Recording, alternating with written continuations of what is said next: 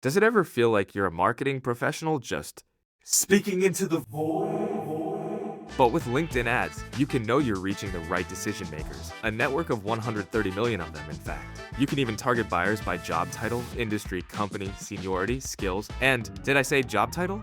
See how you can avoid the void and reach the right buyers with LinkedIn ads. Spend $250 on your first campaign and get a free $250 credit for the next one. Get started at linkedin.com/campaign. Terms and conditions apply.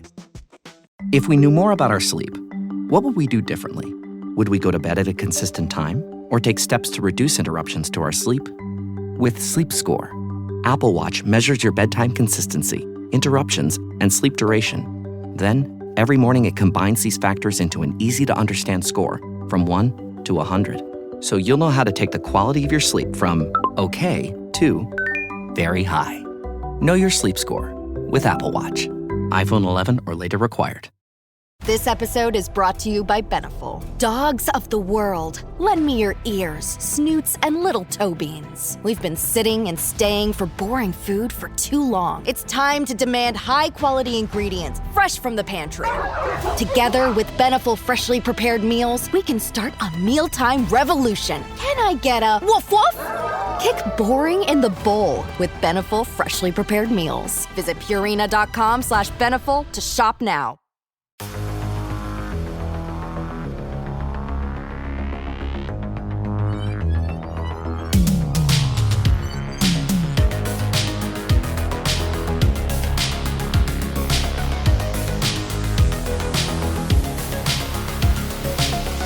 I don't mind saying that. I had a flashback. That's the way we just started the pod. Yeah, awesome. With Eric having a flashback. We are back with another episode of The Blue Turf. And this is Thad Bell from the KC Soccer Journal with me, Eric Berger from the KC Comets broadcast team, and so many other things. Where are we? We're at the world-famous Kansas City Soccer Dome. So let me mention the flashback. We're getting set up, and all of a sudden the Comets are taking laps around us on the field or by us. And I'm like, wait a minute, this just looks like a 1980s training session. So that's pretty funny. Yeah, they're all doing like jogging with like high kicks, like not high kicks out, but like butt kickers. Hey, kicking it old school like we used to do it in the good old days. All right, it's been a little while since we've been here. Lots of things have happened. Playoffs are getting ready to start in a few days. Comets are in, not where they wanted to be. They could have determined their own destiny, but they didn't. 2 overtime losses to San Diego. Did I just recap the whole season?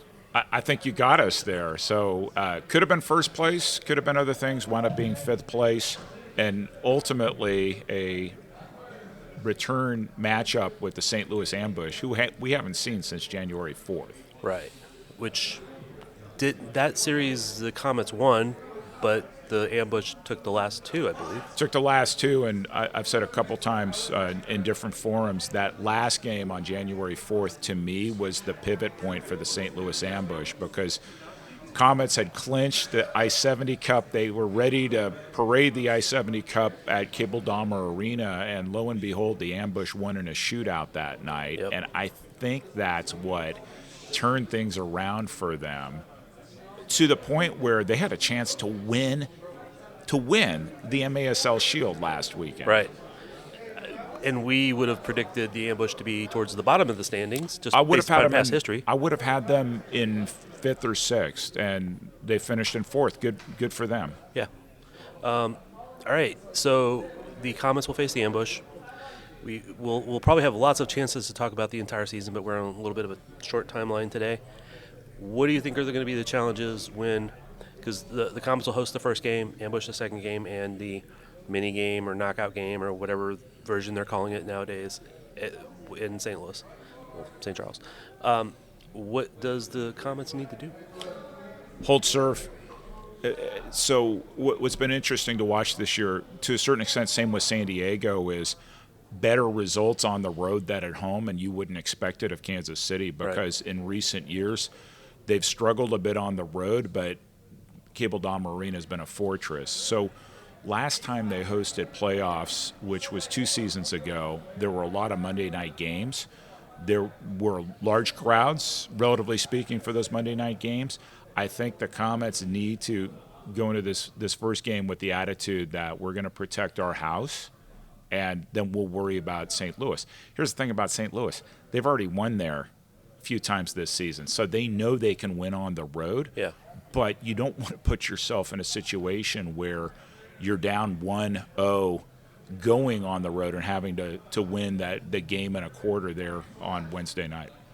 Well, I mean, and both teams know that they can win at the other's place this year. That's absolutely get those right. results. That's absolutely right. And I mean, I think for St. Louis, they're going to feel like they had a really good season. Right. People, let's just say most people had counted them lower in the standings. You have arguably the goalkeeper of the year in Paulo, who, in my opinion, helped carry that team. And if they had finished in first, could have made a claim for MVP of the league. Yeah. You have Daniel Torrealba, a great pickup in the offseason, became a little bit of a nemesis for Comets fans earlier in the season. Had a, let's just say, a dust-up with Leo Acosta in the first game at St. Charles, way back in November. Mario Falzoni probably won't be newcomer of the year. He'll finish second to Oscar Flores, but they have options on each level, and they've improved this team over the last couple of years. And something I've said before on this podcast, and I want to reiterate this. When they made the trade last year to send Frank Taillou to Milwaukee and to pick up Big Rob Williamson, Yeah. for me that was a turning point, because all of a sudden you've got a big defender in the back. In this league, you need, when you're playing the likes of Rion Marquez or Nick Pereira, and he can score too. Yeah. They're a much better team than what we have seen over the last couple of years. Yeah, I mean, it really did start the previous season, like you said, and then again they kind of stepped up another level after they beat the Comets here in the last game, and they've been on a great run. I mean, they've been a team that's been in the best form or close to it for this last third of the season, half of the season. Yeah, I'd say one of the disadvantages they have is they don't have nearly as much playoff experience as Kansas City Right. does. Both teams qualified for the trip to Oceanside last year. Little bit different scenario, but it's been a while since St. Louis has hosted a home playoff game. And just looking at that team, it'll be interesting to see when they come into Cable Dahmer whether they're going to be tight or loose in terms of what to expect. If you're Kansas City, sure, you could look at the negative in terms of the way the season ended, but arguably they had the hardest end-of-season schedule. So in theory, they should be battle-tested and ready for the playoffs. You had Baltimore, which has a chance to win the championship, San Diego, which has won 16 of them and thinks maybe they're going to win it again. Those are the kind of games you want when you're heading into these really short series. Do you see San Diego as the favorite now? I don't have a favorite. So here's why. I'd say San Diego, I guess, by default, because they have the number one seed and theoretically they have home field advantage, sure. But they have a better road record than home record. I'd say that they've been a little bit more susceptible at Front Wave. Kansas City won there, not this past weekend, but the previous time there. And Kansas City arguably should have won both times there, right? So I don't think people are going into San Diego thinking it's a fortress and we're going to get destroyed. I think that any of those teams could win, and people are writing off Empire. Empire kicks off against Milwaukee in the other series. I wouldn't overlook that team, and interim coach Berto has done really well transitioning the mind, not just tactically what they're doing, but the mindset there. They're playing as better than they were, and they're playing more up to the potential you see on paper. Yeah, that's a great story in itself. There, Berto being a coach, the interim coach. Think he takes it full time? You never know with Empire what they're going to do. They've made some very interesting decisions, both in terms of coaches and in terms of players the last several years. So I would never even predict what they're going to do. But my general take on player coaches. The only one that I've seen who's done this really well was Daryl Duran in St. Louis. Yeah. But a lot of people have struggled trying to wear both hats. No, it's almost impossible because trying to determine who starts where, who does what, when you're also the one in the mix of doing those things. I mean, I know like Leo Gibson here, great player, good soccer mind, all that stuff, but that was always who's doing what. Well, you need a strong bench coach as an assistant, but also how do you make decisions that are the best decisions Right. that may or may not necessitate having your player coach on the field at certain times. That's tough. It's always difficult. Comets have been battling some injuries. I don't know who's going to be in or out for this coming week, but any thoughts on how they've had to deal with that? Yeah, well, and I've said that for me, the challenge this year has been the midfield, and a lot of it has been injury driven. If you think about players who've been in or out, it's not just a problem when you figure out the regular run of play. It's a definite problem on special teams. Not so much on the power play. The power play has been terrific the last couple of weeks. They're clicking. It's who do you have out there on penalty kill? Who do you have out there on six attacker defense? And the ability to close games and not go into overtime has been a challenge on these special teams. And so Marcel Berry's been out. You've had Henry Ramirez out. And so they've been having to shuffle players through in some of these key situations. I'll be curious to see who lines up on Monday night, not just who's in the 16-player lineup, but who's going to be put into service in some of these key situations. No, it's going to be a big question for coach on who he has available, who he can put out there. If whoever wins this match will go on to play San Diego, 16-time champion San Diego Sockers, who incidentally released the schedule already. They're like, okay, here we go. So game one of this series is Monday night in Kansas City. Game two is at the Family Arena, and then potentially a knockout game. So this team whoever wins that will get a little bit of a break, and then a week from Friday, so that would be the 2 weeks from this Friday, right? The 17th would be the home opener either in Kansas City or St. Louis. That following Sunday, the 19th, would be San Diego hosting. And so what this does is it gives Kansas City or St. Louis a little bit of time to heal and recover after what should be an intense first-round series. San Diego needs to heal, but that's a long layoff if you think about it. That they will have played their last game, March 29th? Yeah. And then they won't pick up again to April 17th. And so we'll see how healthy San Diego is. We'll also see if there are any rust still there from being out so long. Yeah, that's always the drawback to having a bye is the perceived possibility for rust to get stale, to lose momentum, whatever it is. Coming back to the Comets, though, we've talked about midfield a lot in especially the last few weeks, it feels like. But what has been their problem closing out games? It's been, they've had a lead, they'll lose the lead, they'll go to overtime. My theory is that almost always whoever ties it up is the one who wins in overtime. Not a 100% rule, but generally.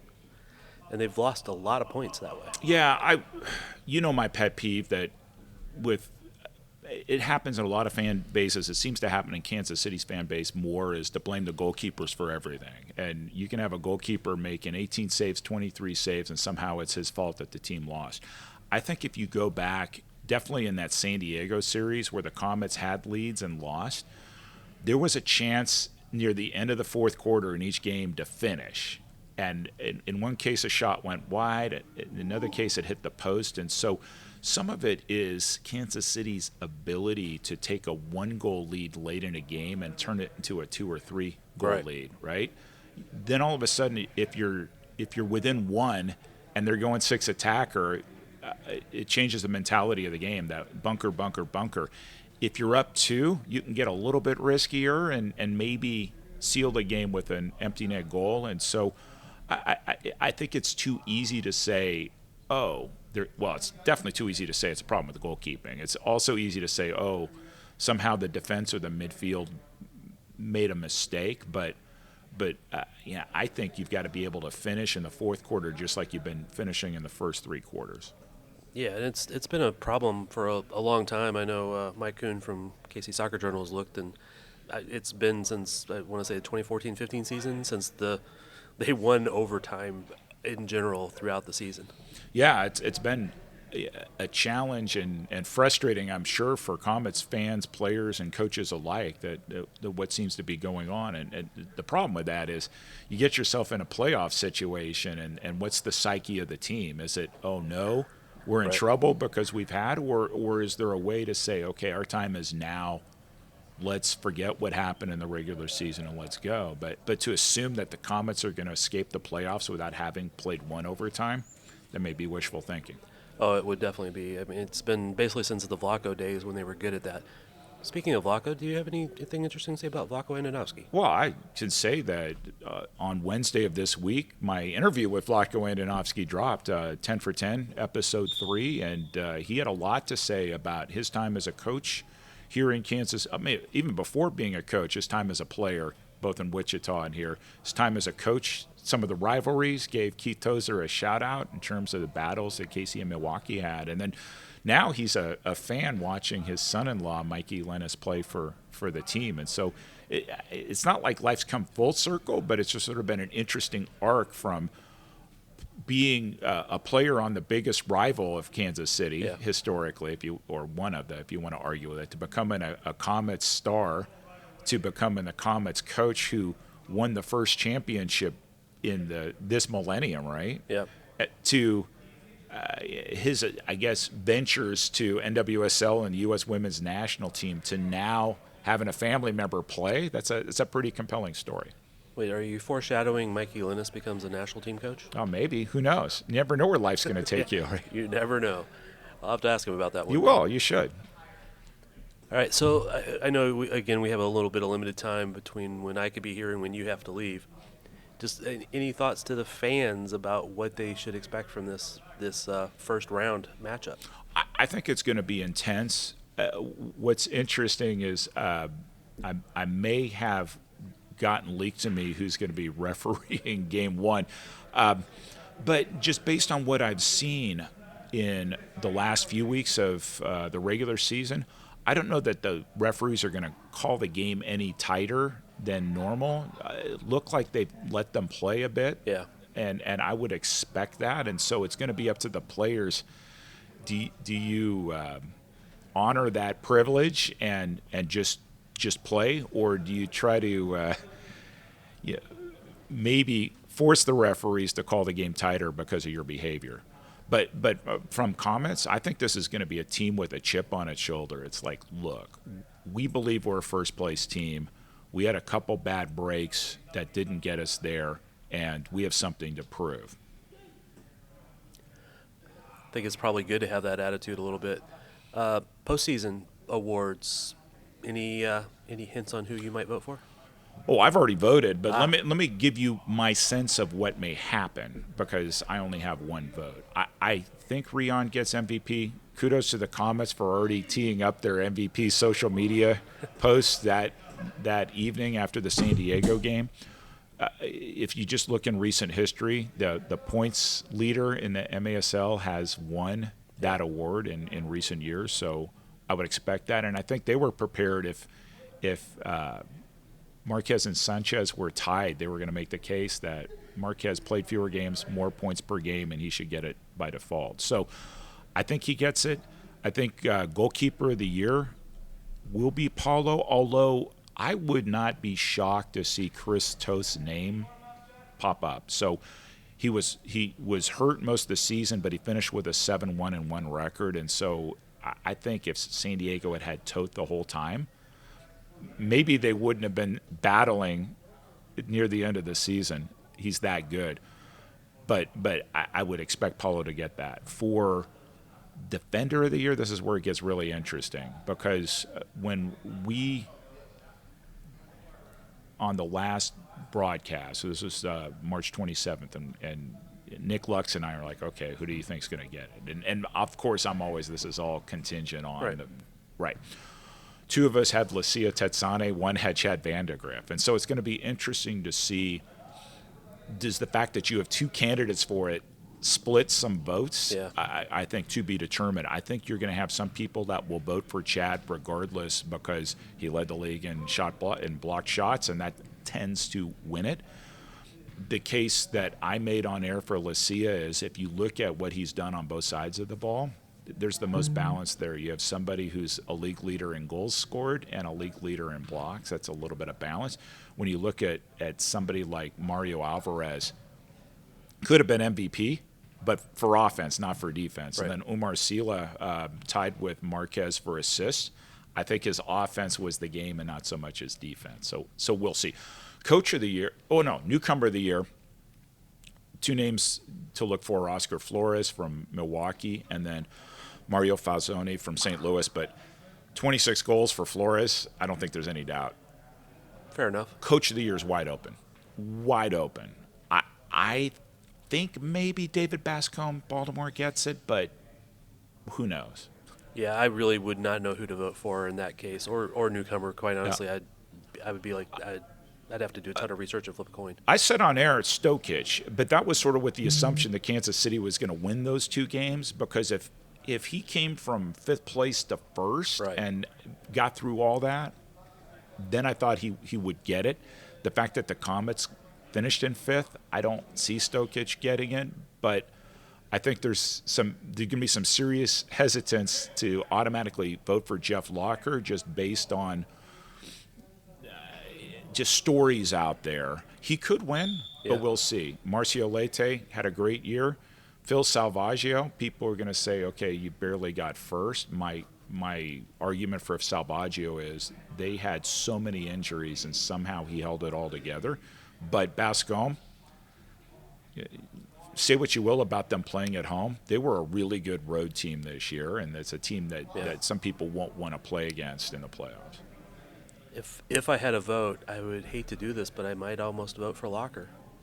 Well, Nick picked Locker. Yeah. Nick picked Locker as his pick, so we'll see. I would say it's safe to say Kansas City will be well represented in awards, so they'll do the top line awards, and then they'll do a top six or elite six. I would expect at least two. I would expect at least two Comets on there on the top six. There'll be then first team, second team, and so I think you'll see a good representation of Comets players being recognized. Oh, I'm sure they will, and they should be, which is interesting for a team that finished fifth out of eighth. Yeah, but if you look at the stats, and a lot of the voters just look at stats, you look offensively, and you see Marquez up there, you see Zach Reggett up there, you look defensively, and you see where Vandegrift and Tetsane are. I mean, those four in some combination. I was kind of thinking about that too, is that you have so many good attackers, you have so many good defenders. Should we have expected the team to have done better? I think that they expected themselves to do better. They did. And what's interesting, there's been so much talk about this 8-team league and what impact it has. And the haters out there is like, oh, the world is ending. This is maybe the most competitive year that I can ever remember. Right. I mean, if you go back to the COVID year when there were only 7 teams, Dallas was getting destroyed by everybody. And so you had maybe parity above that, but this has been – there's no telling who's going to finish first place in this league. And so I think ultimately the league's going to be happy with the way it played out competitively. And maybe on a future episode we can talk about expansion, because I'm hearing all sorts of things. I can almost guarantee this will not be an 8-team league next year. And that doesn't mean it's going down. It means it's going up. I mean, I thought one team at least announced that they were coming in. They've applied. So Okay. the M2 team in Oklahoma City has applied, right? And With a weird name. yeah, it doesn't feel terribly markable, Certified Lions, but their arena is gorgeous, but they've got some work to do. Harrisburg Heat has played in Hershey. Yep. Their intention was to take a year in M2 and go up. We'll see if that happens. They've been dominant in M2. They got a lot of names that you would recognize playing for them right now. Then I've heard about another East Coast city that has a connection to the American Hockey League potentially coming in. And then I've heard about a market that Kansas City fans would be familiar with that might re-enter the MASL. So we'll see. I mean, there's Cool. all sorts of scenarios there. Sacramento is a year off, so Sacramento's slotted for the 27-28 So we'll season. just say 9 to 12 possible teams. I think that's right. So I cool. think that's right. Yeah. All right. Again, we had a limited amount of time. I don't want to keep you for too long. I want to let you get to what you need to do. Thank you. And thank you for all year of being with me on these pods and all the good work you do and the 10 for 10s that you're doing. So I appreciate you. Well, thank you, Thad. I mean, I think that it's safe to say that on air in Kansas City, both Sporting Kansas City and the Current have gotten most of the oxygen. So you provide a unique service here to Comets fans and the broader Kansas City soccer community, because who's going to tell those stories if not on KC Soccer Journal? So thank you, and thanks for the opportunity to do this. I think this is third year together. I don't know. Yeah, third, fourth, whatever. Yeah, I lose count. Yeah. All this, I'm for one, I'm old, and I've done so many of these things. Like sometimes I'm like, oh, this is season what? And I've done it that long. Anyway, appreciate you, all the stuff you do. Stay tuned. I don't know if there will be another pod interview, or I don't know if there'll be another interview after this or not. If there is, it'll just be a few seconds of music and it'll come back. If not, thanks for listening, and we are out.